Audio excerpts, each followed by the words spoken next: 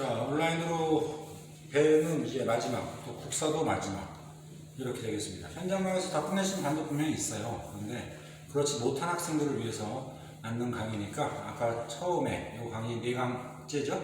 처음에 올라간 거 참조를 하셔서 취사 선택해서 정리를 하시는 데 도움이 됐으면 하는 바람이고요. 자, 아까 71년에 7대 대통령이 또 됐다. 웃음밖에 안 나오는데 72년에 얘가 아주 골 때린 발언입니다. 이건 또 통일 파트입니다. 7.4 남북 공동성명이라는 걸 발표해요. 이건 남과 북에서 동시에 발표하는 건데 이 표현 꼭 기억해 두세요. 이건 통일에서도 얘기는 안 할 수가 있습니다. 자주, 평화, 민족적 대단결 이거는 3대 원칙에 합의해서 국민들에게 알리지 못해 죄송한데 남과 북은 충분한 통일 논의를 해왔다라는 느닷없는 발표를 대한민국에서는 서울에서, 북한에서는 평양에서 방송을 때립니다. 통일하겠다는 얘기죠. 그러니까 국민들은 의아스러운 거죠. 뭐야? 이거 국민에 알 권리가 있는데 전혀 알리지 않고 지네끼리 판문점 통해서 왔다 갔다 하면서 이거 발표해요. 사람들이 진짜 통일이 되나부터 시작해서 의구심이 있는데 여기서 박정희의 본색이 들어갑니다. 국민 여러분, 이렇게 통일 분위기 제가 조성해놨는데 임기가 3년밖에 안 남았어요. 그럼 사람들이 또 지랄하는구나 또 생각하겠지. 제가 안정적인 대통령이 되기 위해서 이 헌법을 바꿔야겠습니다. 이른바 유신헌법이죠. 무서워. 대통령 임기를요 6년으로 늘릴 것이고요. 늘 불안하게 국민의 직접 선거로 돼서 제가 낙선이 되면, 당선이 안 되면 통일론이 무산됩니다. 대통령 간접 선거로, 그럼 어디서 뽑아? 간접이면 직접이 아닌데 통일주체 국민회라는 단체를 만들어서 장충체육관에서 박수 3번 치면 대통령 되는 거예요. 근데 통일주체 국민회의 멤버가 다 자기가 뽑아놓은 애예요, 박정희가. 이건 짜고 치는 고스톱도 유만부동이지. 이런 거 영화 타짜 같은 데는 손 잘려요. 그죠? 이거 정말 뭔지는 모르겠어. 가르치면서도 의아스러워. 임기 6년도 충격적인데 간접 선거로 자기가 꽂아놓은 애들한테 박수 받아서 대통령이 되겠다. 그리고 헌법을 능가하는 초헌법적, 초과한다. 초과 헌법을 능력을 넘어서는 대통령의 막강 권한을 스스로 부여하면서 독재를 하겠다고 얘기하는 거죠. 물론 얘기인즉슨 이거를 달성하기 위한 어쩔 수 없는 선택이었다는 주장을 떨면서 초헌법적 대통령 권한으로 국회의원 3분의 1도 자기가 직접 뽑습니다. 초헌법적 권한 스스로 부여 대통령이고 자기가 대통령입니다. 이런 키워드들이 시험적 가치가 있는데요. 그냥 보면 점수 나와요. 그리고 곧장 1년 차 되자마자 곧장 또 대통령 되는 거야. 그 헌법에 의거해서. 그럼 몇 대 되는 거지? 1년 만에 8대 정리가 또 되는 거지. 야, 이제 명줄이 얼마 안 남았다, 그지? 7, 8년에 또 된다? 6년 지났잖아. 유신헌법에서 9대 정의가 또 돼요. 정치계 10장생이라고 볼 수가 있겠습니다. 이런 애 이제 하늘에서 목숨 걷어가죠? 슬퍼하지 마세요. 독재자, 이때 수많은 사람들이 옥고를 치르고 죽었습니다. 의문사를 당하고 박정희 정권에 항고를 하죠. 저 같은 수업을 많이 그 당시에 했죠. 뚝뚝뚝 수업 중에 저 끌려가요. 검은 옷 입은 애들한테. 그리고 저 이제 반신불수대에서 나오는 의문사 돼서 시체로 나타났죠. 이게 나랍니까 이게? 79년 이때 드디어 11.6 사태 박정희 사망을 얘기하죠. 남산의 부장들 뭐 이런 영화 보면 나오죠. 그죠? 11.6 사태 박정희가 굴록하고요. 정의 사망. 오호.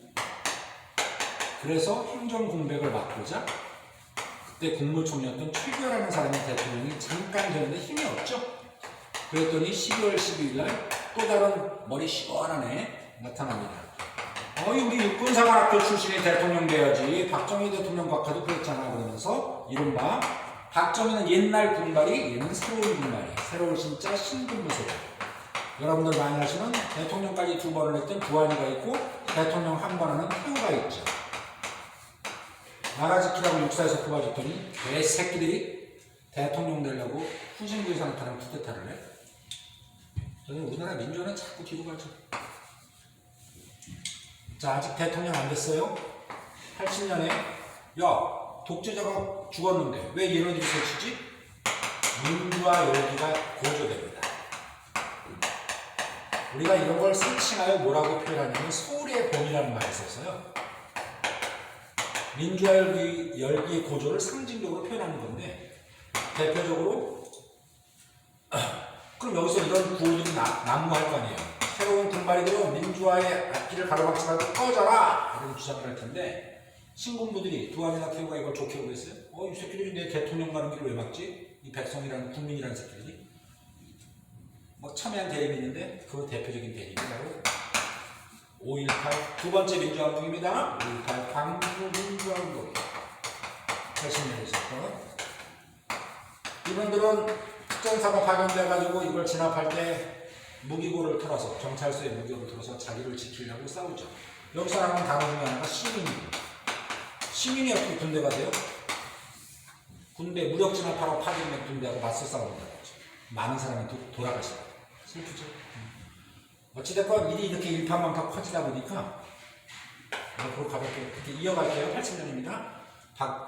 두한이는 이렇게 정상적인 방법으로 대통령 되긴 글러먹었네 이러면서 11대 두한이가 헌법도 유신헌법을 못 바꾸고 대통령이 돼요.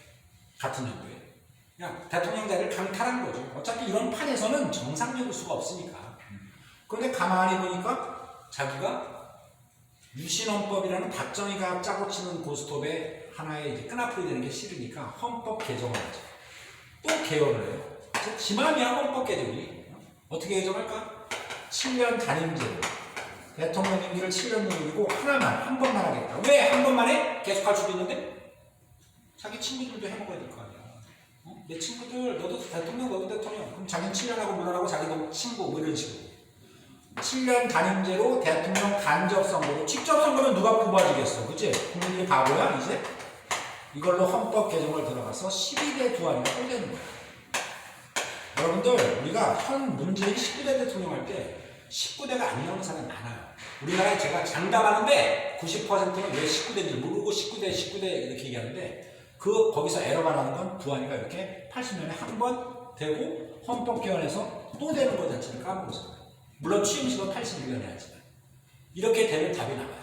자, 두한이 두 번인데 우리나라 역대 대통령에서 2번 이상한 독재자 새끼를 누구 있어요? 승만이 3번, 박정희 특성 1동, 그 다음에 두한이 2번, 그치?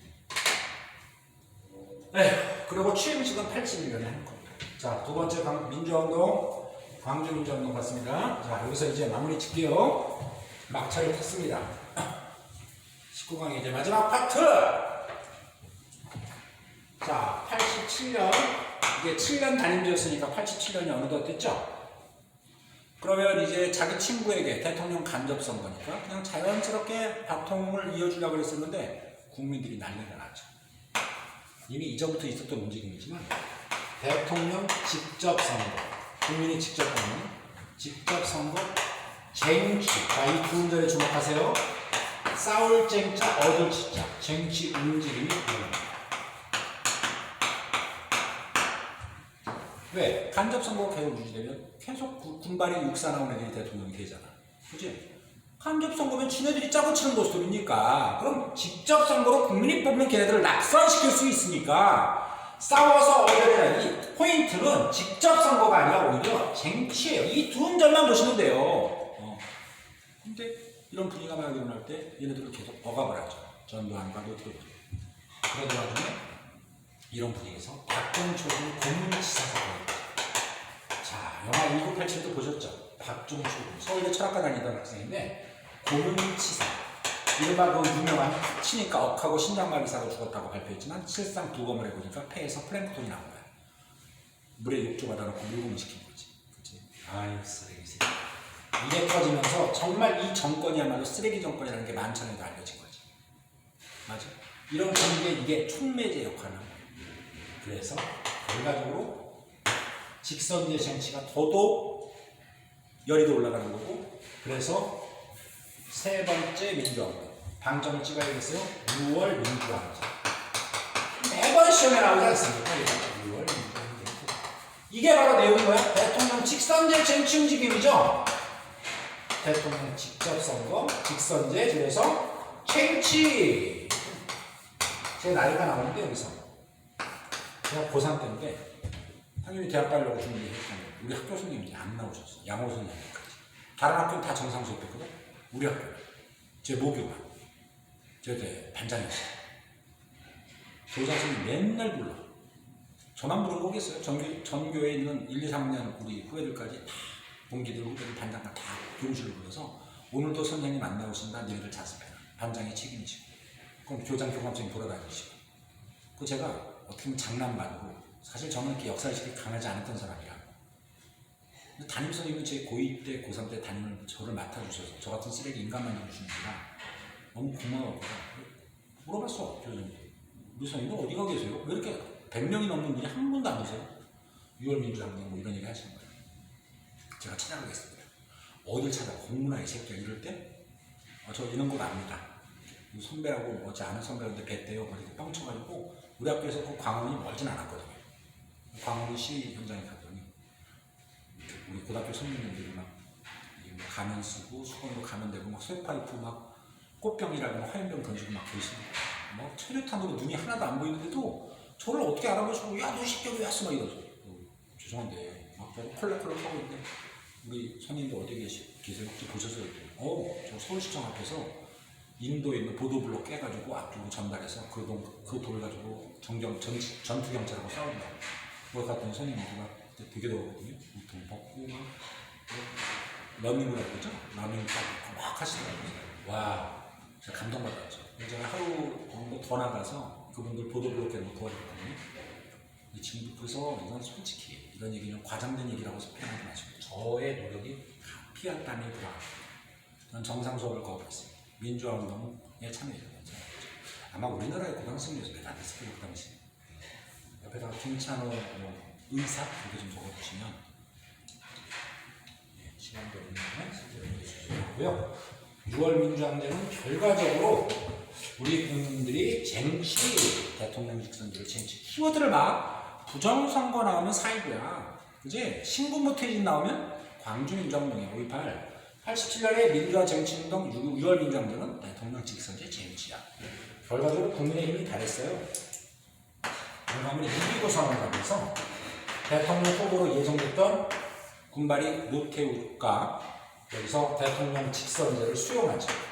여러분들의 의도를 알겠습니다. 대통령 직접 선거 받아들이겠습니다. 그래서 헌법으로 개정을 해서 우리 국민들이 이겨낸 거고 그래가지고 그해 말에 제13대 대통령 선거를 치릅니다. 대통령 선거 중에서 대선거였고요.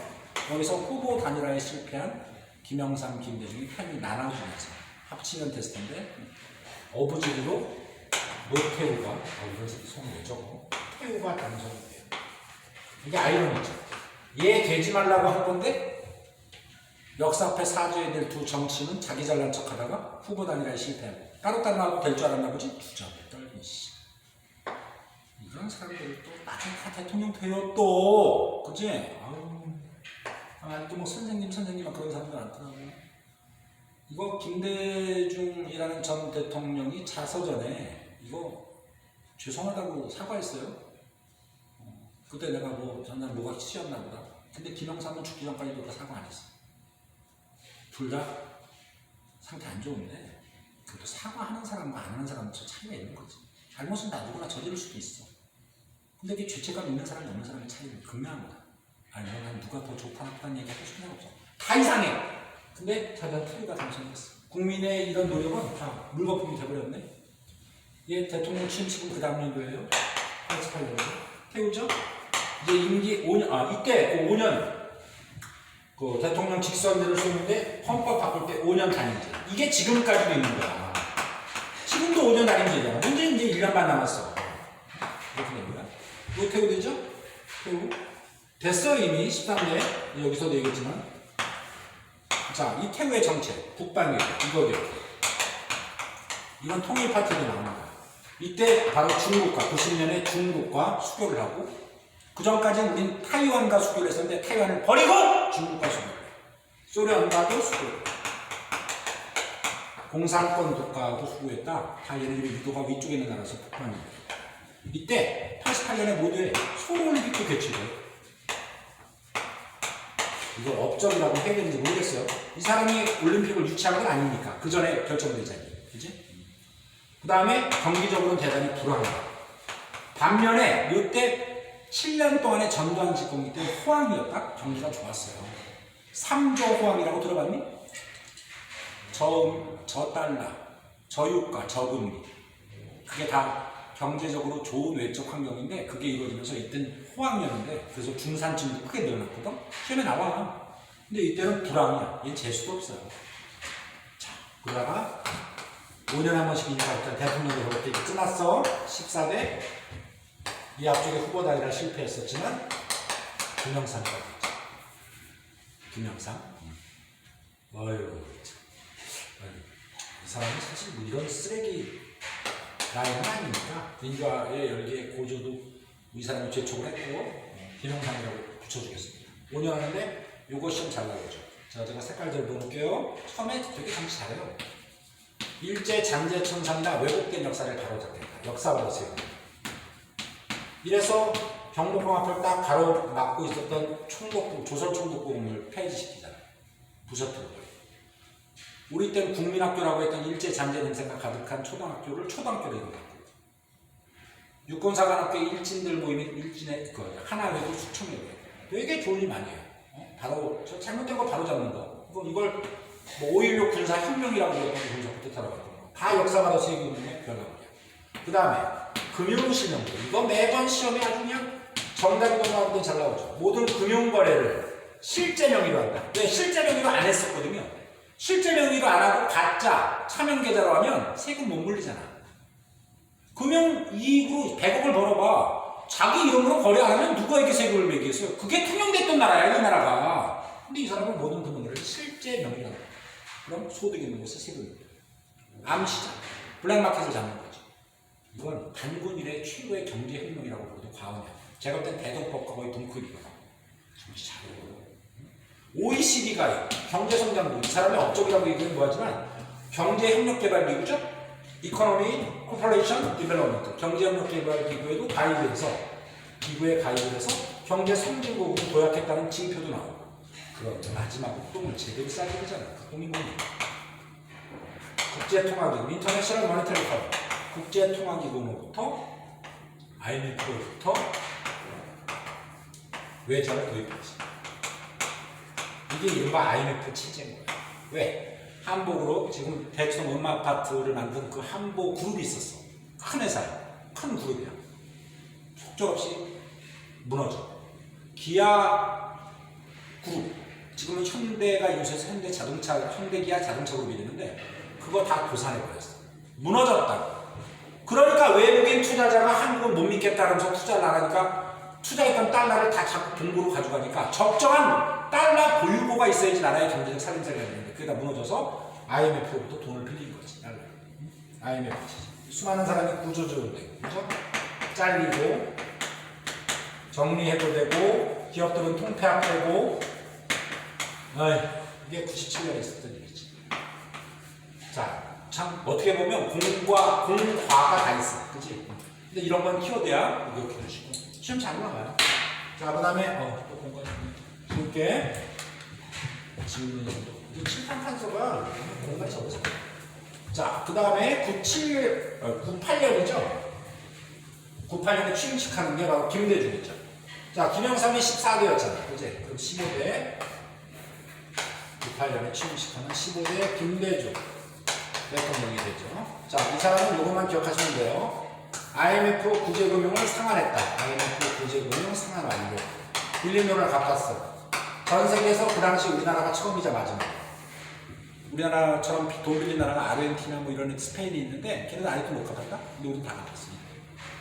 그 다음에 햇볕 정책. 이게 햇볕, 소보에 나오는 그런 얘기죠. 통일 얘기를 지금 다 하고 있어요, 여기서.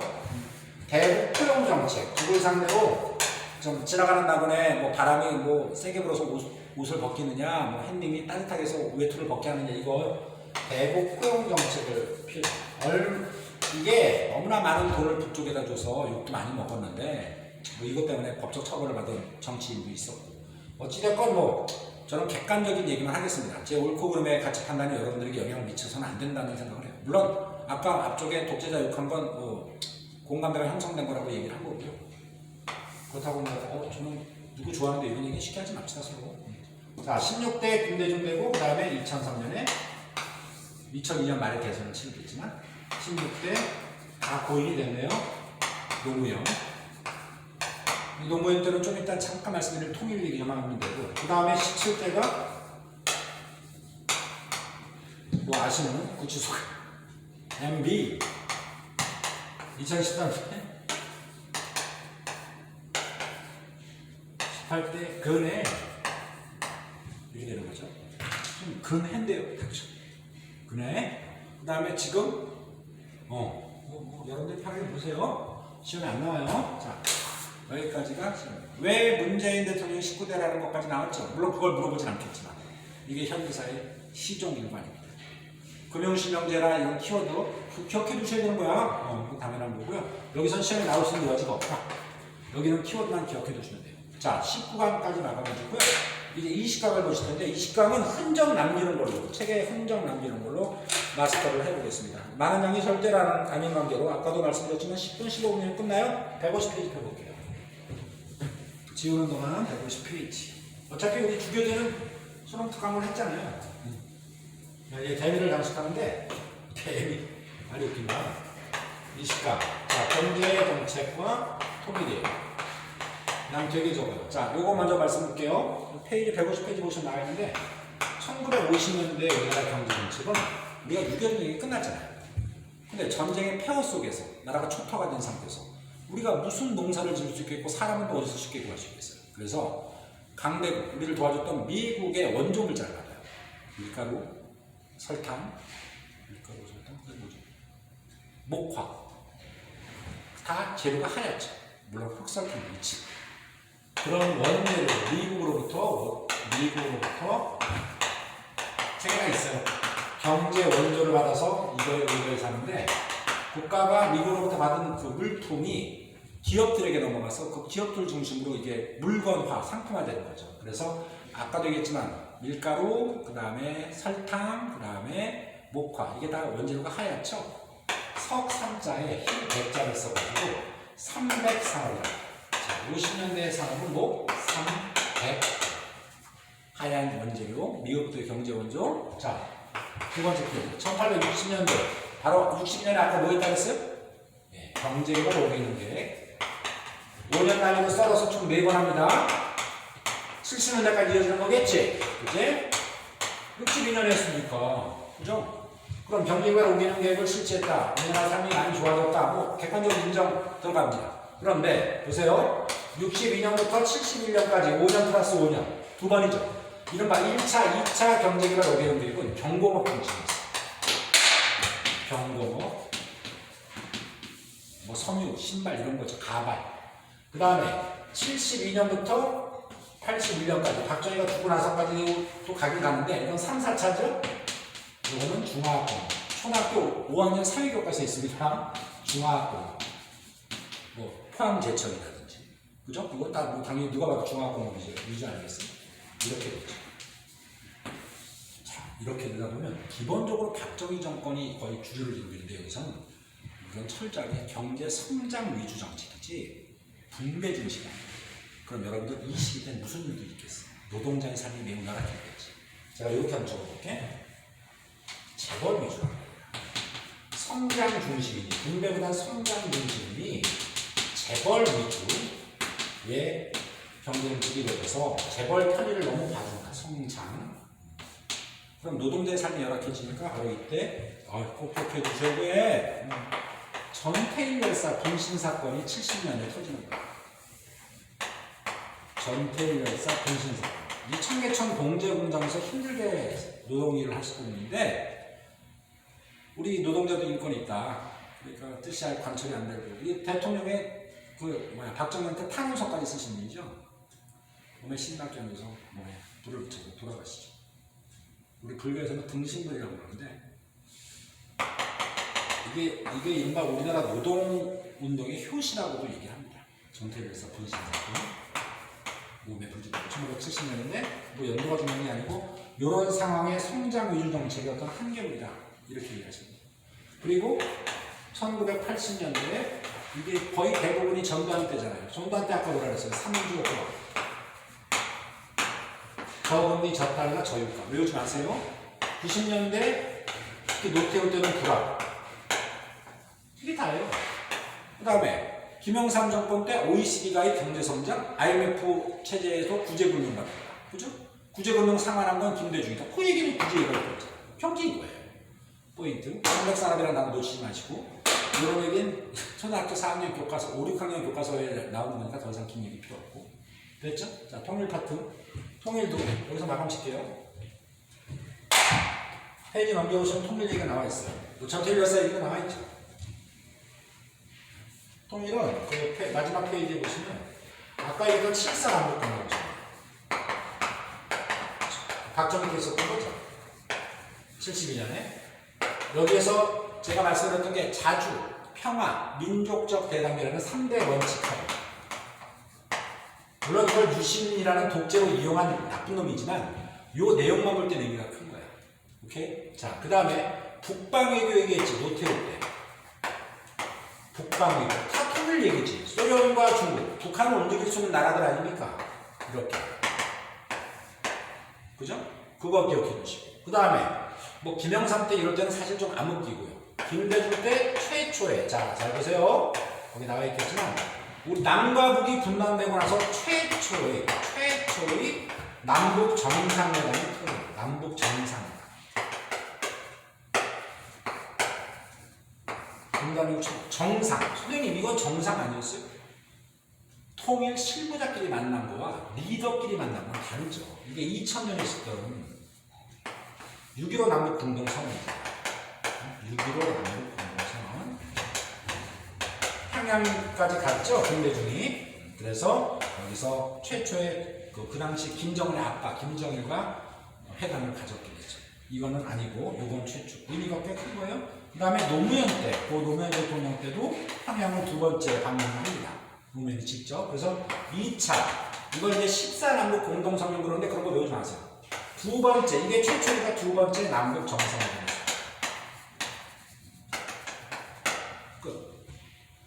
통일이 사실 어려워요. 이게 예를 들어서 말이 웃기지만 공무원, 9급 공무원 있죠? 우리가 좀 하찮게 보는.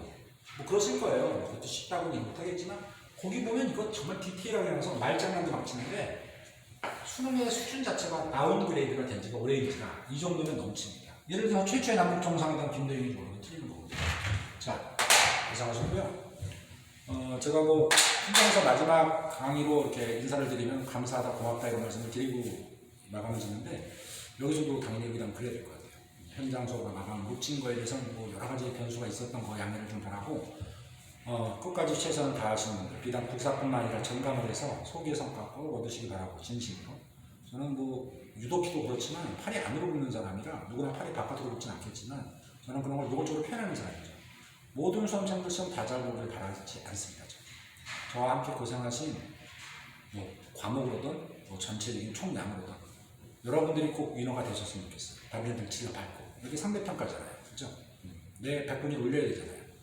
그런 걸 제가 감히 뭐 모든 수험생들 이렇게 무슨 천사 같은 멘트는 제 스타일이 안 맞아서 절대 말에 어울리지 않고 악을 쓰셔서 수단과 방법을 가리지 말고 내년에는 입시라는 이 두 음절과 단절을 하시길 바랍니다. 환경이 더 호전적이면 멋진 대학생활, 원하는 뜻을 이루기 위한 과정과 한복판에 있으시길 진심으로 갈구하겠습니다. 고생 많으셨습니다. 감사합니다.